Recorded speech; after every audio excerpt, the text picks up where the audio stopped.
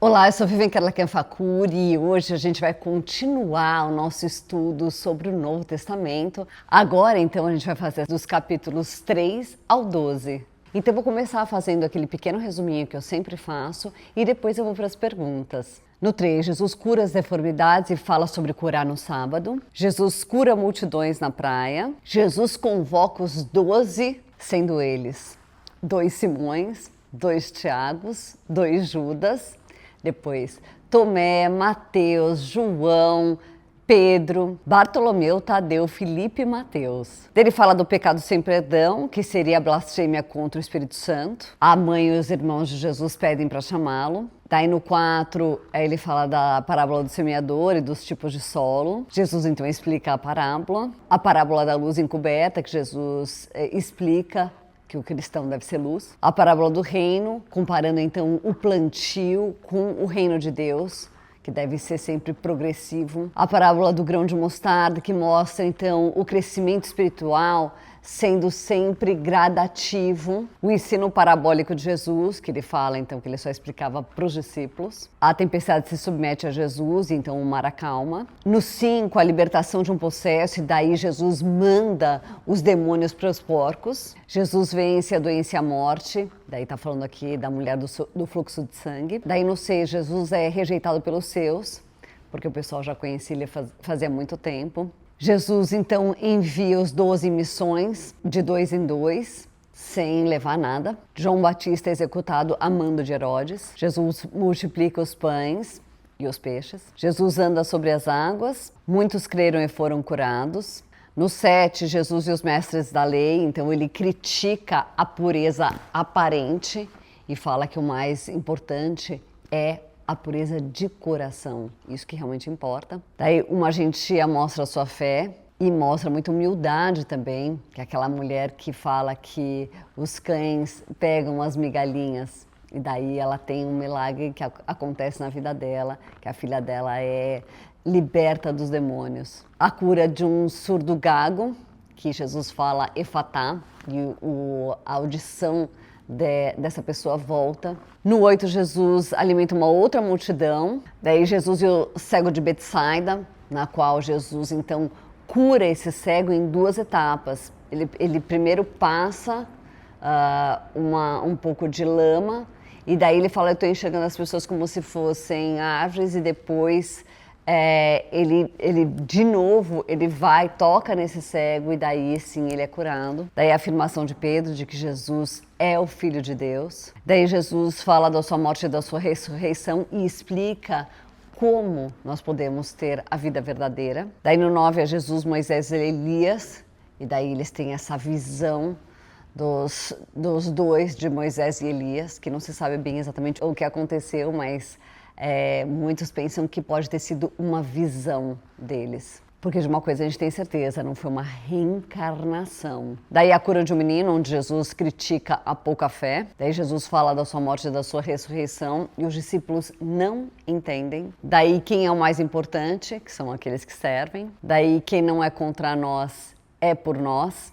E daí a gente vê que o poder do nome de Jesus é para todos. Daí o perigo do pecado, onde a gente vê o perigo de você poder eventualmente desviar alguém. Daí no 10 Jesus fala sobre o divórcio, agindo então em defesa das mulheres. Daí Jesus e as crianças, e ele explica que só vai entrar no reino dos céus quem for humilde como uma criança. Daí o moço rico, que precisaria vender tudo. Jesus anuncia outra vez a sua morte e a sua ressurreição. Daí o pedido de Tiago e João, que eles pedem para que lá no céu fique um à direita e a outra à esquerda de Jesus. Daí Jesus cura o cego Bartimeu, que o chama de filho de Davi. Daí no 11, Jesus entra em Jerusalém e as pessoas estão gritando: Hosana, é o filho de Davi. A lição da figueira, que é sobre fé. A autoridade de Jesus e o questionamento então sobre o João Batista. Daí no 12, os lavradores maus que matam o filho do dono. Daí a pergunta sobre os impostos, para a mais absoluta surpresa dos líderes, que foi a resposta de que eles deveriam sim, que todos deveriam pagar os impostos. A pergunta sobre a ressurreição, daí fala daquela mulher que casou com 7 irmãos. Então ele fala do mandamento mais importante, que é amar a Deus sobre todas as coisas e o próximo como a si mesmo. Jesus e os mestres da lei, a exposição sobre hipocrisia. A oferta da viúva pobre, que Jesus então conhecia o coração dela. E o resumão, então, bem resumão, é isso.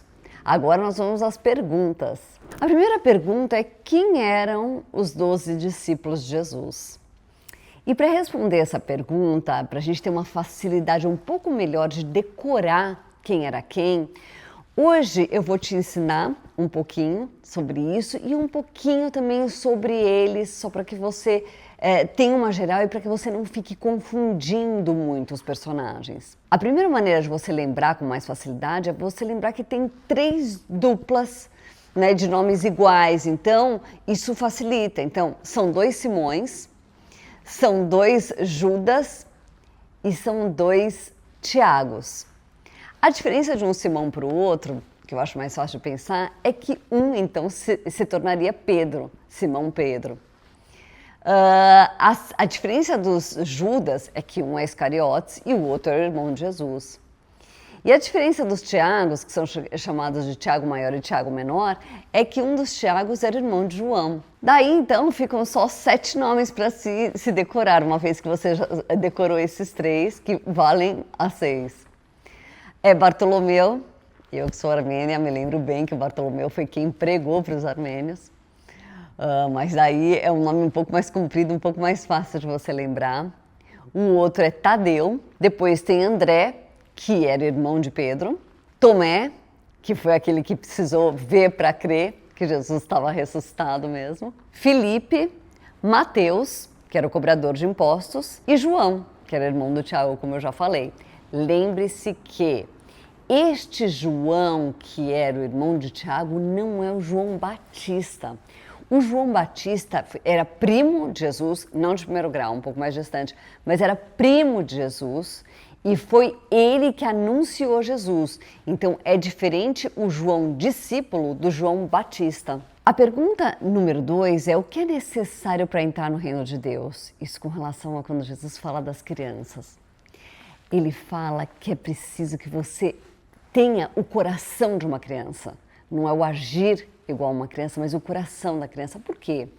Porque a criança, ela tem um coração mais humilde. Ela sabe que ela não sabe as coisas. Ela sabe que ela precisa das pessoas para ajudá-las. Ela sabe que ela é dependente. Então, para que você entre no reino de Deus, você precisa de um coração dependente de Deus. Você não pode sair achando que você consegue tudo por você mesmo, mas você tem que ter a certeza que você depende de alguém maior, que é Deus. Muitas vezes porque Deus te abençoou com muitas coisas legais e você é uma pessoa super competente, uma pessoa que tem várias capacidades, você acaba achando que você é totalmente capaz e independente. Nós precisamos viver na mais absoluta dependência de Deus. Então, é esse coração que você precisa ter para entrar no reino de Deus. A pergunta 3 é: por que Jesus pede para as pessoas ao redor do cego Bartimeu chamá-lo? E a resposta para isso é a seguinte: quando ele começa a gritar, Jesus, filho de Davi, ele era cego, ele queria ajuda. E as pessoas começaram, cala a boca, fica quieto, né? Jesus está passando, fica quieto. Ao invés de eles terem esse coração de verem, puxa vida, esse homem é cego. Se Jesus é capaz de curá-lo, eu tenho que ter esse coração de querer ajudá-lo. Eu devo estar ajudando ele a gritar, oh, Jesus, vem aqui que tem um cego. Mas não, eles fizeram o contrário. Eles não estavam nem aí. Eles provavelmente estavam pensando só neles mesmos. Eles ficaram com o coração endurecido para com esse cego. Então Jesus sabe de tudo isso. E é por isso que ele pede para as pessoas em volta chamarem aquele cego. Para que elas tivessem essa humildade de depois ter falado assim, oh, cala a boca. Para eles terem, oh, Jesus está lá te chamando. Eles passarem por essa situação na qual eles teriam que se humilhar para então chamar essa pessoa e dizer, né, foi mal, na verdade eu estava aqui, né, falando para você ficar quieto, mas o próprio Jesus está te chamando. Tenha um coração de querer ajudar as pessoas, um coração quente, que você se importa com as pessoas ao seu redor, que você se importa com as pessoas que estão numa situação ruim. A quarta pergunta é, o que a oferta da viúva pobre nos mostra? Essa pergunta tem uma resposta meio chata de ouvir. Sabe por quê? A resposta é que para Deus importa o quanto aquilo que você está dando importa para você. Porque para ela era tudo o que ela tinha.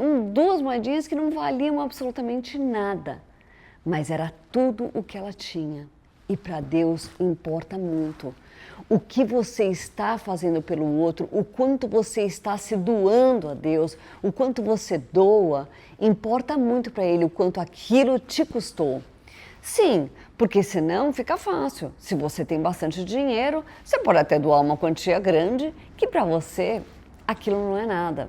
Ele quer saber até que ponto você é capaz de se sacrificar por Ele. Até que ponto você seria capaz de fazer por outras pessoas, sendo que aquilo é um sacrifício para você. Pensa bem, pensa no quanto você tem se sacrificado por outras pessoas, por Deus, o quanto o buscar a Ele, o quanto fazer por Ele tem te custado, porque isso importa para Ele. Pode ser que o que você está fazendo, o que você está doando, pareça muito para quem está em volta, mas Ele sabe exatamente o quanto aquilo vale para você. E pode ser que seja o contrário, pode ser que você esteja pensando, puxa, eu faço, mas, na verdade, não está tendo muito efeito o que eu faço na vida de muita gente, eu não estou beneficiando muita gente, eu não estou mudando a vida de muita gente, e aquilo pode estar sendo difícil para você. Deus está vendo. Ele sabe exatamente o quanto aquilo está custando para você. Por isso, fique tranquila se você está se sacrificando e você não está vendo grandes resultados. E fique preocupado se você só é capaz de fazer um pouquinho e acha que só porque aquilo valeu muito para outros, para Deus também está valendo tanto assim. Se aquilo não é nada para você, Deus sabe. A pergunta 5 é, por que Jesus manda os espíritos maus para os porcos? E a resposta disso é muito interessante e é muito bom a gente saber disso, porque eu vejo muito cristão não levando tanto isso em consideração. A verdade é que os porcos eram proibidos de serem criados naquela época, porque era proibido comer carne de porco. Só foi liberado depois lá por Pedro, no encontro dele com Cornélio, mas até então era proibido. Então, o que aquelas pessoas que estavam criando aqueles porcos estavam fazendo era ilícito. E eu vejo muito cristão fazendo coisas que são pequenas ilicitudes, coisas que não são permitidas pela lei, coisa que não é muito certo e acham que Deus vai colocar as mãos. Muitas vezes você não está vendo o seu negócio sendo abençoado, algum relacionamento não sendo abençoado, porque você está fazendo uma coisa ilícita, ou você está contando uma mentirinha. Quando a gente dá essas permissões, essas brechas, isso pode acontecer. Os donos daqueles porcos tiveram um baita prejuízo, tanto é que Jesus foi expulso da cidade, porque quando as pessoas viram o tamanho do prejuízo, elas falaram, Deus nos livre desse cara, manda esse cara embora daqui, porque a gente não quer também ter as nossas criações, né? A gente não quer perder dinheiro como os donos desses porcos perderam. Mas tinha uma brechona bem grande, tinha uma coisa errada lá. E Jesus, então, optou por mandar os espíritos maus para aquilo que já estava errado, para os porcos. A pergunta 6 é, por que Jesus pediu para os discípulos não levarem nada na viagem missionária que eles iam fazer? Sabe por quê? Porque Jesus queria que eles entendessem a provisão divina. Ele queria também que as pessoas que fossem alojar esses discípulos, que elas também tivessem esse contato com Deus, esse contato com fazer a vontade de Deus e estar ajudando essas pessoas, estar ajudando esses discípulos. É muito importante que a gente entenda que a gente depende de Deus e que se a gente está fazendo a vontade dele, a gente pode ficar bem tranquilo que ele vai provisionar tudo, que a gente não vai precisar se preocupar com nada.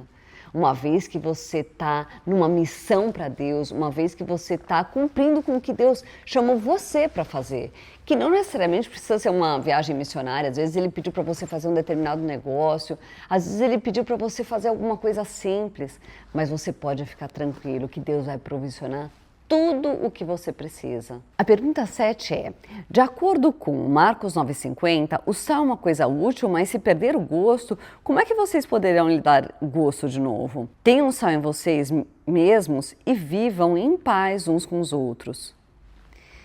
E daí eu te pergunto, como manter esse sal? Já que Jesus está mandando a gente fazer, mantenham esse sal em vocês mesmos. E como ter esse sal? Bom, primeiro deixa eu te explicar o que é o sal. O sal é aquilo que dá gosto, é aquilo que as pessoas olham e falam, que vida cristã, puxa, que vida exemplar, que atitude que essas pessoas têm, olha só que exemplo, isso é sal. Além disso, além de o sal dar gosto, também a gente sabe que o sal mata todas as impurezas. Então, uma outra maneira também de você se manter salgado é você não permitir as impurezas da vida, você fugir das impurezas.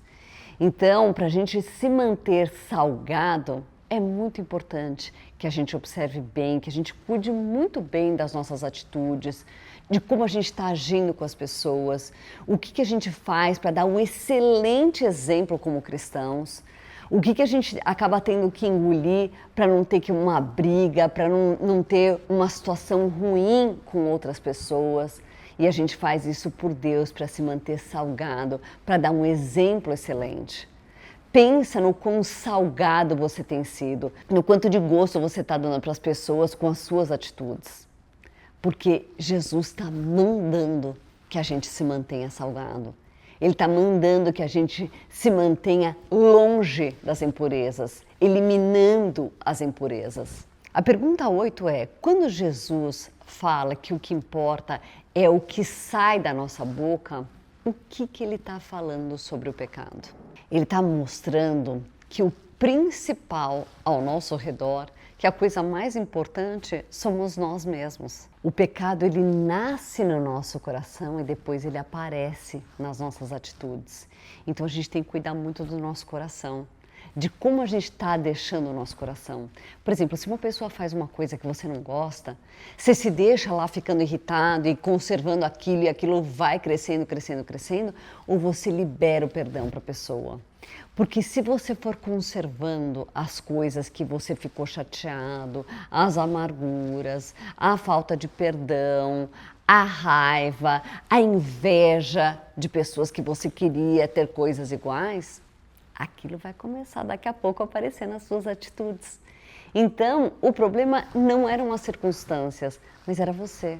Era o que você conservou no seu coração. A pergunta 9 é, o que a mulher do fluxo de sangue ensina sobre fé? Ela mostra que a fé, ela não depende de onde você está, de com quem você está, mas ela depende da tua confiança em Deus. Ela depende de quanto você confia em Jesus, mesmo quando está tudo parecendo perdido, quando você não vê ou ouve aquilo que dá esperança, mas você tem a certeza de que Deus vai agir, de que Jesus pode fazer algo por você. Aliás, não só pode, vai. A pergunta 10 é, o que significa negar-se a si mesmo e tomar a cruz?